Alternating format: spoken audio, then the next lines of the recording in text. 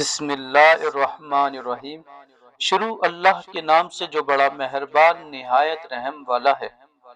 اللہ تعالیٰ کی سو رحمتیں۔ حضرت ابو ہریرہ رضی اللہ تعالی عنہ رسول اللہ صلی اللہ علیہ وآلہ وسلم سے روایت فرماتے ہیں کہ اللہ تعالیٰ کے یہاں سو رحمتیں ہیں۔ اس نے ان میں سے ایک رحمت جن و انس، جانوروں اور کیڑے مکوڑوں کے درمیان اتاری ہے۔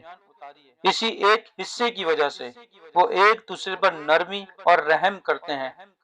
اسی کی وجہ سے وحشی جانور اپنے بچے پر شفقت کرتا ہے، اور اللہ تعالیٰ نے 99 رحمتوں کو قیامت کے دن کے لیے رکھا ہے کہ ان کے ذریعے اپنے بندوں پر رحم فرمائیں گے۔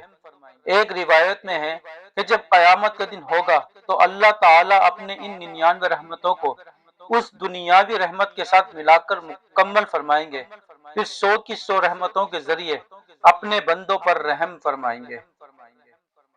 اللہ پاک کی شان۔ حضرت ابی بن کعب رضی اللہ تعالی عنہ روایت فرماتے ہیں کہ ایک مرتبہ مشرکین نے نبی کریم صلی اللہ علیہ وآلہ وسلم سے کہا، اے محمد، ہمیں اپنے پروردگار کا نسب تو بتلائیں۔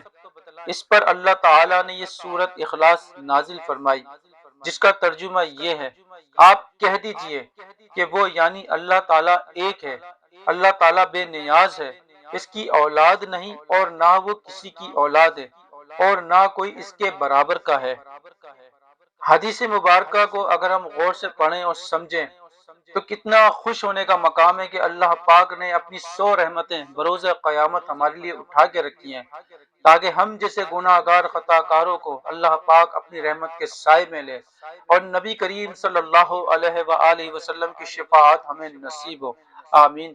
ویڈیو پسند آئے تو اسے لائک کریں اور ہمارے اس چینل کو سبسکرائب کریں۔ اللہ حافظ۔